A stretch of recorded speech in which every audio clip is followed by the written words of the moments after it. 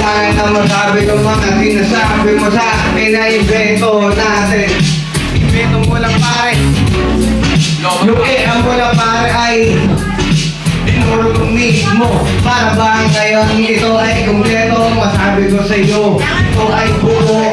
Para ba gusto mo kainin na ibuburay ko? Hoy, bungal! Tangina ka! Di kita maintindihan, bungal ka ba? Tangina, ang pangit mo pre! Nagpatalo ako sa'yo, buli ka kasi! Eh, ang cute ng ngipin! Ubos na! Pasok! Kapag ng panya! Kinuha!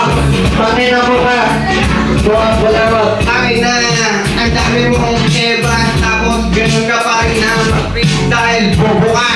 Di ka kailangan sa ganito. Gusto mo lang para sa'yo malito. Nang-usapan natin at hindi na mag-usapan yung mga nangyari sa iba. Ganon ang rap. Hindi yung masasabi mo lang panggaululi. Hindi ka ganito. Plastic pare.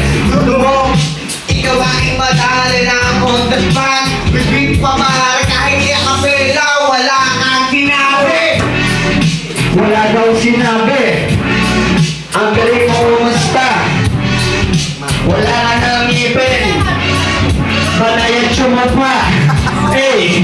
Tangin ng bungal, lumangal-langal ka pa sa'kin, diba? Di kita pinagandaan nun, bobo ka kasi. Tapos, wala akong masabi nung gabi na yun, pero nakakuha ng boto. Kasi ang bumoto sa'kin, tinalo ko. Tapos, hater ka pa, panalo ka na, nagre-rebat ka pa. Nagre-rebat ako. Sabi pare siyang bata. Tapos yung jowa mo aking pinag-asa.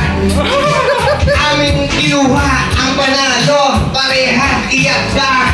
Yeah, ganun lang ang nangyari. Kaya hold up ng mismong senaryo. Yeah, ikaw ay malungkot. Tapos ngayon magkachat ka pa. Kamot ka sa iyong bulbul po.